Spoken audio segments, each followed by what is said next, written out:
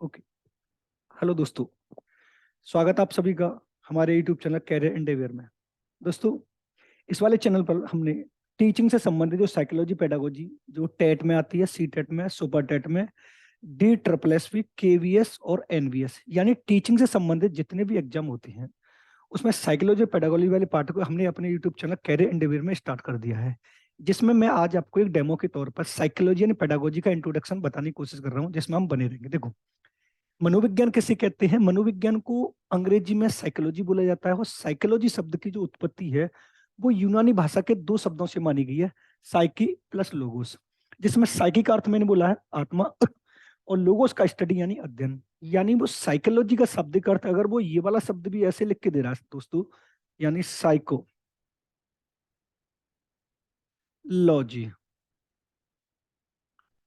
अगर वो इस वाले शब्दों को ऐसे लिख के दे रहा तब भी आपको इसको आत्मा का अध्ययन यानी आत्मा का विज्ञान बताना है, क्योंकि साइकोलॉजी और साइकोलॉजी दोनों शब्द एक जैसे होते हैं। लेकिन दोस्तों, यहाँ पर एक कंडीशन ये भी होती है, अगर वो इस वाले शब्द का अर्थ आपसे पूछे कि मनोविज्ञान का शब्द का अर्थ क्या है, तो दोस्तों आपको बताना है व्यवहार का विज्ञान, यानी व्यवहार का अध्ययन या व्यवहार का विज्ञान। अब आपके दिमाग में ये वाली बात क्वेश्चन पुटअप हो रहा होगा कि मनोविज्ञान को इंग्लिश में साइकोलॉजी बोलते हो, साइकोलॉजी का शाब्दिक अर्थ आप लोगों ने आपने बताया कि उसका आत्मा का अध्ययन है, आत्मा का विज्ञान, लेकिन मनोविज्ञान का शाब्दिक अर्थ आप व्यवहार का विज्ञान बता रहे हैं। तो यहाँ पर एक इंटरेस्टेड पॉइंट हम यहाँ पर ये पढ़ते हैं, जो सबसे ज्यादा इंटरेस्टेड आपको लगेगा, नोट डाल के। अब यहाँ पर नोट डाल के जब हम इस वाले पॉइंट को पढ़ेंगे दोस्तों, तो आपको पूर्ण रूप से समझ में आ जाएगा। हम पहले पॉइंट में पढ़ते हैं कि जो साइकोलॉजी शब्द आया था दोस्तों, जो साइकोलॉजी शब्द आया था वो आया था 16वीं सदी में दोस्तों, 16वीं सदी। और इसको लेके आए थे दोस्तों अरस्तु। कौन लेके आए थे? अरस्तु लेके आए थे। लेकिन दूसरे नंबर पर बात करेंगे हम कि मनोविज्ञान जो शब्द आया था वो आया था 20वीं सदी, 20वीं सदी। और इसको जो लेके आए थे वो लेके आए थे वॉटसन। इसको कौन लेके आए? वॉटसन। अब जो साइकोलॉजी जो शब्द है वो 19वीं सदी तक साइकोलॉजी शब्द ही था, लेकिन जब 20वीं सदी में वॉटसन नामक मनोवैज्ञानिक आया तब उसने साइकोलॉजी का नाम चेंज कर मनोविज्ञान कर दिया, और मनोविज्ञान का शाब्दिक अर्थ उन्होंने व्यवहार का विज्ञान बताया। अब यहाँ पर एक नोट डाल के और बात आएगी यहाँ पर जो आपको इंपोर्टेंट अच्छी भी लगेगी, नोट डाल के यहाँ पर देखेंगे एक और बात। देखो, जो आपको हर टेस्ट में एक क्वेश्चन दे के जाएगी, अगर वो दोस्तों आपसे पूछता है कि साइकोलॉजी शब्द, अगर वो आपसे पूछता है कि साइकोलॉजी शब्द कौन सी भाषा से बना है, तो आपको बताना है यूनानी। अगर वो आपसे पूछता है कि टेक्नोलॉजी शब्द, टेक्नोलॉजी शब्द, तो इसकी जो उत्पत्ति है दोस्तों वो आपको बतानी है ग्रीक भाषा से। लेकिन यहां पर सबसे महत्वपूर्ण बात ये हो जाएगी कि इन दोनों शब्दों को छोड़कर, इन दोनों शब्दों को छोड़कर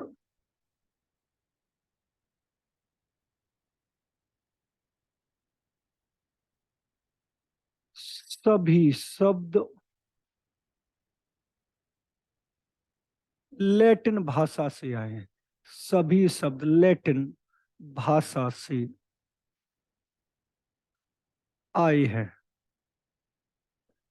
यानी अगर वो ये पूछता है कि साइकोलॉजी शब्द की उत्पत्ति किस भाषा से हुई है, तो आपको बताना है यूनानी भाषा से। अगर आपसे पूछता है कि टेक्नोलॉजी शब्द की उत्पत्ति किस भाषा से हुई है, तो आपको बताना है ग्रीक भाषा से। अगर इन दोनों शब्दों को छोड़कर किसी भी शब्द की उत्पत्ति पूछे, पर्सनैलिटी की पूछे, मोटिवेशन की पूछे, क्रिएटिविटी की पूछे, एडोलसेंस की पूछे, करिकुलम की पूछे, यानी कोई सा भी ऐसा शब्द हो जिसकी उत्पत्ति किसी भी भाषा से पूछे, तो साइकोलॉजी की पूछे तो आपको यूनानी बताना है, टेक्नोलॉजी की पूछे तो आपको ग्रीक बताना है। इन दोनों को छोड़कर आपको कोई भी शब्द है वो लैटिन भाषा से बताना है।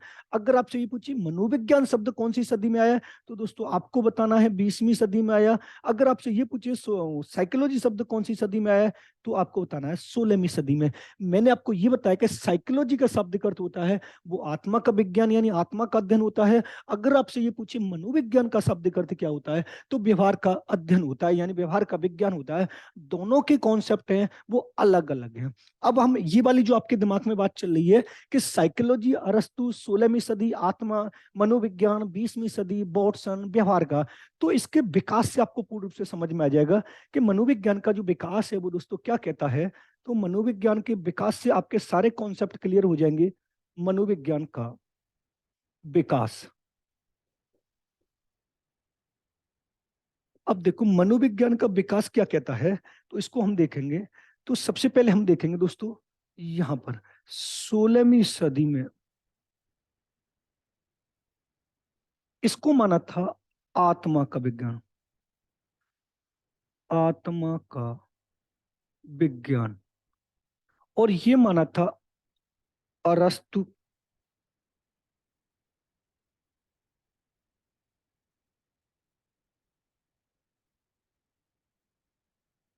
अरस्तु, प्लेटो, डेकार्टे। उसके बाद दूसरे आते हैं 17वीं सदी, इसको माना गया है मन का विज्ञान।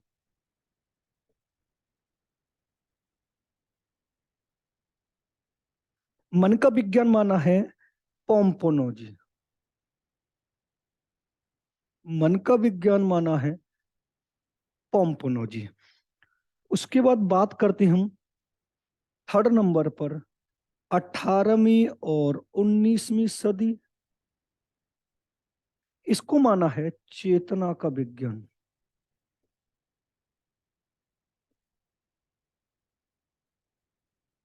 ये माना है विलियम जेम्स,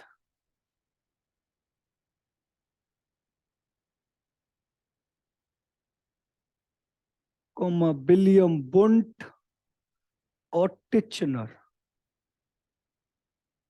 अब जो वर्तमान में बात हम कर रहे हैं दोस्तों 20वीं सदी की, जो फोर्थ नंबर पे आ रहा है, जो वर्तमान चल रहा है, वो आपसे ये पूछेगा कि 20वीं सदी में इसको माना गया है व्यवहार का विज्ञान। और ये जो मैंने आपको बताए थे वो बताए थे जे बी वॉटसन। ये कौन बताया मैंने? J B Watson. देखो मैंने अभी यहां पर आपको ये लिखा था कि 16वीं सदी किसका विज्ञान था? आत्मा का विज्ञान। फिर दूसरा लिखा है 20वीं सदी इसका विज्ञान था व्यवहार का विज्ञान। जो मैंने अभी आपको ये वाली बात बताई कि साइकोलॉजी जो शब्द है वो 16वीं सदी में आया था, तो मैंने यहां पर लिखा है कि 16वीं सदी में साइकोलॉजी को आत्मा का विज्ञान माना था अरस्तु, प्लेटो, डेकार्टे। फिर उसके बाद वो ये पूछेगा कि साइकोलॉजी को 17वीं सदी में मन का विज्ञान मानने वाले मनोवैज्ञानिक का नाम क्या है? तो आपको बताना पोम्पोनोजी। अगर वो आपसे ये पूछता है कि 18वीं और 19वीं सदी में साइकोलॉजी को विलियम वुंट ने किसका माना विज्ञान माना, तो आपको बताना चेतना का विज्ञान। यानी उसके साथ में विलियम जेम्स में, विलियम बुंट में और टिचनर है। अगर वो ये कहता है कि वर्तमान में यानी 20वीं सदी में मनोविज्ञान को किसका विज्ञान माना गया है, तो आपको बताना है व्यवहार का विज्ञान। किसका विज्ञान है? व्यवहार का विज्ञान। और आपसे ये पूछे कि व्यवहार का विज्ञान मानने वाले मनोवैज्ञानिक कौन है, तो आपको बताना है वॉटसन। यानी मनोविज्ञान के विकास को आपको कॉन्सेप्ट अगर क्लियर हो तो क्वेश्चन कैसे भी घुमा के दे दे वो आपको समझ में आता है। अब आगे चलते हैं कि मनोविज्ञान की प्रयोगशालाएं, मनोविज्ञान की प्रयोगशालाएं। अब मनोविज्ञान की प्रयोगशालाएं, अब हम पढ़ेंगे कहां पर? एक तो विश्व में पढ़ेंगे, एक भारत में पढ़ेंगे और एक यूपी में पढ़ेंगे कि मनोविज्ञान की जो प्रयोगशालाएं अब तक कहां कहां पर कैसे कैसे खुल चुकी हैं। तो देखते हैं। तो सबसे पहले हम बात करेंगे विश्व में। अब विश्व में देखो सर्वप्रथम, सर्वप्रथम 1879 में जर्मनी के लिपजिंग शहर में,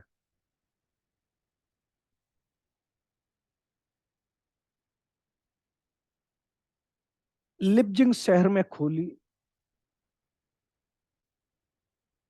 अगर वो आपसे ये पूछे कि इसका नाम क्या था, जो सबसे पहली मनोविज्ञान प्रयोगशाला खुली, तो आपको बताना जिंकल इंस्टीट्यूट, जिसका नाम था जिंकल इंस्टीट्यूट। अब उसके बाद दूसरी वो बात करेगा भारत में। अगर वो आपसे पूछता है कि भारत में कहां पर है, तो आपको बताना है 1915 से लेकर 1916, और कहां पर है तो आपको बताना है कोलकाता। तो आपको बताना है कोलकाता। लेकिन लास्ट में अगर वो आपसे ये पूछता है कि उत्तर प्रदेश में कहां पर है, उत्तर प्रदेश में कहां पर है, तो आपको बताना है 1947 में। कहां पर खोली गई है? इलाहाबाद, इलाहाबाद में। और जिसका वर्तमान में नाम है प्रयागराज, जिसका वर्तमान में नाम है प्रयागराज। लेकिन वो आपसे ये पूछिए कि इलाहाबाद में जो मनोविज्ञान प्रयोगशाला खुली है, इसका सुझाव किसने दिया है दोस्तों? तो आपको बताना है आचार्य नरेंद्र देव समधी। इसका सुझाव पूछिए तो आपको बताना है आचार्य नरेंद्र देव समधी। अगर आपसे ये पूछे कि आचार्य नरेंद्र देव समती कब आई है, तो आपको बताना है 1939 में। यानी ये हमारी मनोविज्ञान प्रयोगशाला है। अगर आपसे विश्व में पूछे, तो विश्व में विलियम वुंट ने 1879 में जर्मनी के लिप्जिंग शहर में खोली। अगर आपसे ये पूछे जो सबसे पहली मनोविज्ञान प्रयोगशाला खोली उसका नाम क्या है, तो आपको बताना जिंकल इंस्टीट्यूट। फिर उसके दूसरे नंबर पर वो भारत में पूछेगा कि भारत में मनोविज्ञान प्रयोगशाला कौन सी ईयर में खुली है, तो आपको बताना 1915 या 1916। अगर किसी जगह का नाम पूछे तो आपको बताना कोलकाता। फिर तीसरा नंबर आपसे पूछेगा कि उत्तर प्रदेश में मनोविज्ञान प्रयोगशाला कहां पर है, तो आपको बताना इलाहाबाद यानी प्रयागराज। और ये वाला क्वेश्चन जो यूपी में पिछला सुपर टेट हुआ है उसमें पूछी गई है कि उत्तर प्रदेश में मनोविज्ञान प्रयोगशाला कहां पर है, तो मोस्टली बच्चों ने लखनऊ लगा दिया, लेकिन राइट आंसर है इसका इलाहाबाद या प्रयागराज। लेकिन आपसे ये पूछे कि उत्तर प्रदेश में जो मनोविज्ञान प्रयोगशाला खोली है, उस प्रयोगशाला को खोलने का सुझाव किस समिति ने दिया, तो आपको बताना आचार्य नरेंद्र देव समिति ने। और आचार्य नरेंद्र देव समिति कब आई थी, तो आपको बताना 1939 में। अब उसके आगे चलते हैं मनोविज्ञान के जनक। अब इसके आगे चलेंगे मनोविज्ञान के मनोविज्ञान के जनक, यानी अब तक मनोविज्ञान के कौन कौन से जनक हुए हैं। तो यहां से भी क्वेश्चन अच्छी तरह से पुटअप होता है। तो सबसे पहले हम जो बात करेंगे वो करेंगे प्राचीन जनक की। यानी प्राचीन जनक हैं वो आपको बताने हैं अरस्तु। अगर आपसे ये पूछे आधुनिक कौन है, अगर आपसे ये पूछे आधुनिक कौन है, तो आपको बताना है विलियम जेम्स, विलियम जेम्स। अगर आपसे ये पूछे शैक्षिक मनोविज्ञान के जनक कौन है,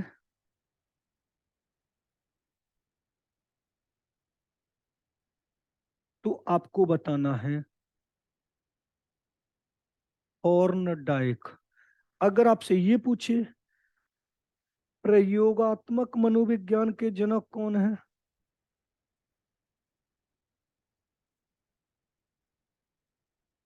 तो आपको बताना है विलियम बुंट, विलियम बुंट।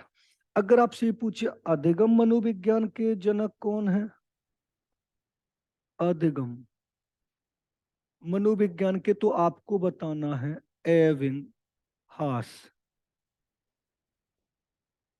अगर आपसे पूछे शक्ति मनोविज्ञान के जनक कौन है, तो आपको बताना है वॉल्फ। अगर आपसे ये पूछे संज्ञानात्मक मनोविज्ञान के जनक कौन है,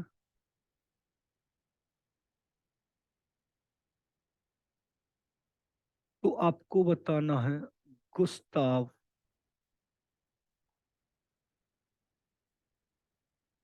नाइसर। अब आपके दिमाग में ये वाली बात आ रही होगी कि संज्ञानात्मक मनोविज्ञान, जीन पियाजे ने, अगर वो पूछता है कि संज्ञानात्मक विकास, तो आपको जीन पियाजे बताने हैं। अगर आपसे ये पूछे संज्ञानात्मक मनोविज्ञान के जनक कौन है, तो आपको गुस्ताव नायसर। अगर आपसे ये पूछे मनोविज्ञान के प्राचीन जनक कौन है, तो आपको बताने अरस्तु। अगर पूछे आधुनिक कौन है, तो आपको बताना विलियम जेम्स। अगर आपसे ये पूछे शैक्षिक मनोविज्ञान के जनक कौन है, तो आपको बताना थॉर्नडाइक। अगर आपसे ये पूछे प्रयोगात्मक मनोविज्ञान के जनक कौन है, तो आपको बताना विलियम बुंट। अगर आपसे ये पूछे अधिगम मनोविज्ञान के जनक कौन है, तो आपको बताना एबिंगहास। अगर आपसे ये पूछे शक्ति मनोविज्ञान के जनक कौन है, तो आपको बताना है वोल्फ। और संज्ञानात्मक मनोविज्ञान के जनक पूछे, तो आपको बताना गुस्ताव नायसर। अब उसके बाद दोस्तों यहाँ पर एक चीज और आती है कि मनोविज्ञान के संप्रदाय। यहां से वेरी वेरी क्वेश्चन पुटअप होता है, मनोविज्ञान के संप्रदाय। अब मनोविज्ञान के संप्रदाय कौन कौन से होते हैं, यानी कौन कौन से समुदाय को संप्रदाय एक तरह से बोल सकते हैं। तो सबसे पहले जो दोस्तों हम बात करेंगे, वो बात करेंगे प्रकारवाद की। यानी एक प्रकारवाद संप्रदाय हुआ था, और प्रकारवाद के जो जनक माने गए हैं, वो माने गए हैं विलियम जेम्स। प्रकारवाद के जो जनक माने गए हैं, वो माने गए विलियम जेम्स। उसके बाद दोस्तों आपको बात करनी है दूसरे नंबर पर संज्ञानात्मकवाद या संरचनावाद। आपको इसके जनक बताने हैं विलियम बुंट। विलियम बुंट। उसके बाद नेक्स्ट आपसे पूछेगा व्यवहारवाद के जनक, तो आपको बताना है वॉटसन। तो आपको बताना है वॉटसन। उसके बाद आपसे पूछेगा विकासात्मकवाद के जनक,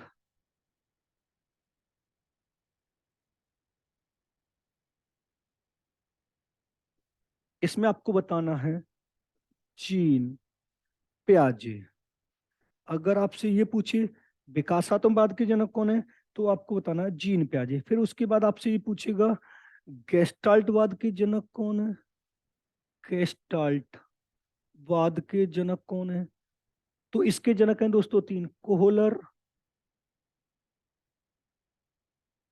कोफका, बर्दिमर। फिर उसके बाद वो आपसे ये पूछता है मनोविश्लेषणात्मकवाद के जनक कौन है,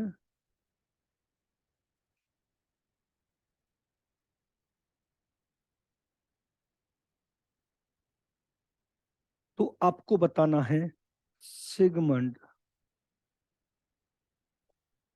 फ्राइड। यानी मनोविज्ञान के जनक की बात करें तो मैंने आपको इधर बता दिया, अगर मनोविज्ञान के संप्रदाय की बात करें तो कंपलसरी वेरी वेरी इंपोर्टेंट है। यानी मनोविज्ञान के संप्रदाय, ये दोनों पहले वाले जो क्वेश्चन है प्रकारवाद और संरचनावाद, जो यूपी में सुपरटेट हुआ 69,000 वाला 2019 वाला, उसमें ये दोनों क्वेश्चन पूछे गए हैं कि प्रकारवाद की स्थापना किसने की, तो आपको विलियम जेम्स बताना है। और संरचनावाद स्कूल की स्थापना किसने की, तो आपको विलियम बुंट बताना है। व्यवहारवाद की स्थापना किसने की, तो आपको वॉटसन बताना है। अगर आपसे ये पूछे विकासात्मकवाद की स्थापना किसने की, तो आपको जीन पियाजे बताना है। गेस्टलवाद की स्थापना किसने की, तो आपको कोहलर, कोफका, बर्दिमर बताना है। अगर आपसे ये पूछे मनोविश्लेषणात्मकवाद की स्थापना किसने की, तो आपको बताना है सिगमंड फ्राइड।